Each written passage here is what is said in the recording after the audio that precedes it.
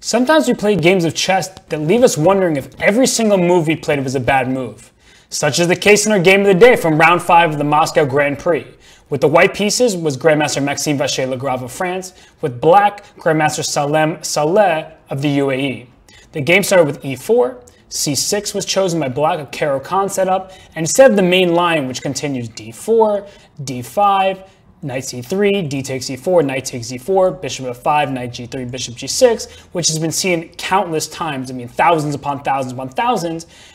Maxime Vachier-Lagrave with the white pieces wanted to avoid mainline theory against his much low-rated opponent. He chose knight f3, and after d5, chose knight c3. So here the main move is bishop to g4. Instead, black chose d takes e4, and after knight takes e4, went with knight f6.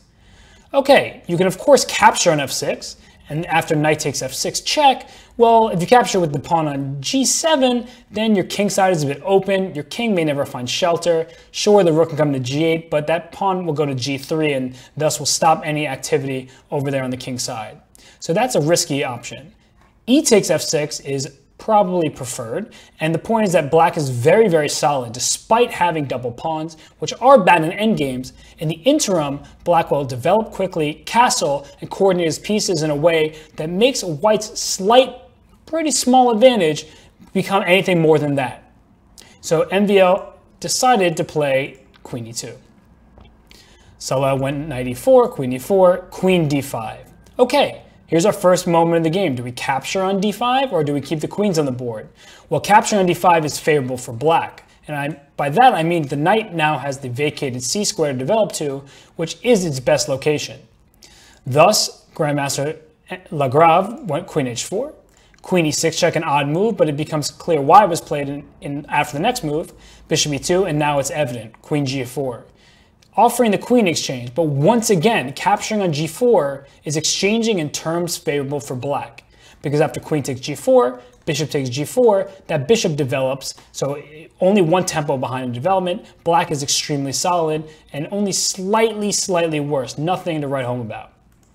Instead, MVL went queen to g3, so he said, okay, if we're going to exchange on g3, I'm going to open the h-file for my rook. And thus, after queen takes g3, h takes g3, we see that white has this semi-open file to work with. Bishop f5 was played, developing and attacking the pawn on c2, and MVL responded with the quiet pawn to b3. The point is, bishop takes c2 is not a free pawn, it's defended tactically. After d3, the bishop is entombed on c2, and with king to d2, or knight to d4 coming next move, that bishop is trapped, and a mere 2 pawns for a piece is not sufficient compensation. So a5 was played, an ambitious move that black probably regretted playing later in the game because you need to develop your pieces. You can't just move pawns all day. And after bishop b2, h6, looking to retreat that bishop to h7, well, white went castle queenside, a4. Okay, this was very clear. Black wants to make use of the open a file, but this bishop on b2 covers the a1 square, and there's really not much room to work with. So this idea, while it does open the file for the rook, it doesn't do much more than that. Knight d4 played, and now bishop h7, well, that seemed to be the idea by playing h7 to h6 before, right? Well, I guess black was worried about a move like bishop to h5. That pins the pawn on f7 to the king on e8, and if you go e6, well, that pawn is pinned, that's a free pawn. Instead, if you go g6, now black has to be concerned about this other bishop on b2. That is open, the rook is under attack, so if this knight moves, say knight to e2, now black does not want to go rook g8 because then this pawn on h6 will become a bigger target, say after rook g8, bishop f3, g5 to open this bishop, and then g4. Well, that pawn is backwards and under direct attack. Instead, this has to be, for sure has to be calculated as gh5, bishop h8, f6. I encourage you to analyze this position at home, trying to take in the material imbalance that will ensue once this king slithers around to g8 and then eventually trying to capture this bishop on h8. How many pawns will white get? Is it enough for black? This is something you really need to analyze and work on by doing mental calculations. So back to the game. After knight d4, instead of bishop h7, Grandmaster Salah chose bishop c8. Now rook d to e1, both rooks are on semi-open files. A takes b3, a takes b3. Knight d7 was played. Perhaps knight a6 is the move you'd like to play because it leaves this bishop on an open diagonal, but at the same time, this knight isn't going anywhere, and the simple move f4 further restrains black's pieces. This pawn might go to f5 in the near future, which means that both g and e pawns cannot move for black. So knight d7 was played, knight f5, clearly hitting his pawn on g7.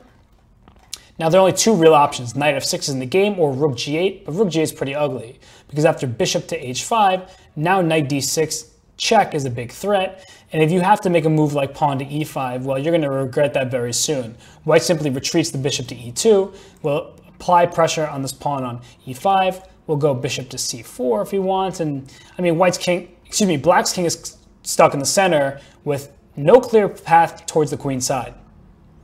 So back to the game. Knight f5, knight f6, g4, great move. If bishop takes f5, g takes f5, well, this bishop's not coming out anytime soon because if either pawn moves, this pawn on f5 has those squares covered. So bishop e6 was played. It's also worth noting that after e6, g5 wins on the spot because this pawn on h6 is pinned. If you take on g5, I take your rook. And if you capture my knight, I capture yours. There's a discovery down the e file. This pawn on g7 is under attack. Black is just totally busted. So g4, bishop e6, f4, great move. Moving forward, taking up more space. Black is clearly lacking air, so why not? Rook g8, knight e3. The point is to go f5, g6. Well, here comes f5. Trades, bishop d7, and now bishop f3. So black would love to castle here, but the move rook h4 is very problematic, sliding this rook over to a4 and, well, potentially a8. And the only way to stop it for black is to further compromise the structure. And you don't really want to make a move like pawn to b5. It's a pretty ugly move to make.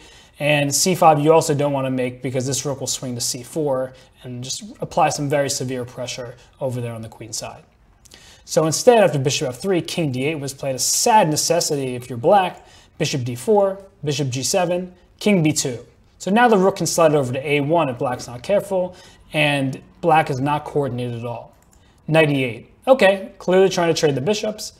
Bishop g7, knight g7. And now a very strong move by white. Rook takes h6 is the tempting move, but after knight takes f5, knight takes f5, bishop takes f5, material equality is restored, black's pawn structure is not compromised at all, and black has excellent drawing chances. So instead, after knight takes g7, we're going to capture on h6, but first f6, shattering the pawn structure. ef6, rook h6. Now white is a clear pawn majority on the queen side, 3-on-2. Black's quote-unquote pawn majority is a double isolated set on the f-file. That's not doing much at all. Knight e8, a passive retreat that defends the f6 pawn. A really, really unfortunate move to have to play. d4, king c7, d5, great play by white, pushing forward. And now after rook to g5, trying to swing over to the e5 square, well, a rook behind the passed pawn is always a good place to be. Rook a6, trying to defend f6. But now after b4, white's gaining more space on the queen side. And here's the fatal blunder. Black should have gone b5, because after a move, let's say rook d3, knight d6, yep, white scoops up this pawn. But after pawn takes d5, rook takes d5, which is similar to the game, and let's say I go bishop takes d5 now, king d8, well, my king's coming to e7, and it's very difficult for white to make progress on the queen side, because in order to do so, you'll have to go c4, in which case black will gladly capture. The fewer pawns remaining, the less black has to worry about, more chances for a draw. And after, for example, rook f4, king e7, now black is defended. Again, this pawn is not pushing forward with ease. In the game continuation of the b4, well, black lost right away. Knight d6, rook f6, cd5, takes, bishop b5, and Grandmaster Salem made a really atrocious blunder here with knight c4 check, overlooking that bishop takes c4, after rook takes f6, knight d5 check, forks king and rook, winning back material with a surplus. White will be up a piece and a pawn, easily winning. So after this move, after these exchanges, after rook f6, takes, well, now king d8 is necessary. But after rook f4, we see the issue. This pawn is under attack, so b5 will hang the f7 pawn. And after king e7, white moves forward with c4 with a huge advantage. So okay, the final position, just to show once more, was after resignation after this because the rook is going to be lost on f6. So Grandmaster Salin never had any active play. Grandmaster Vachier-Lagrave made him regret his decision to play this opening, moving his queen so many times, and it was a very one-sided victory for our game of the day.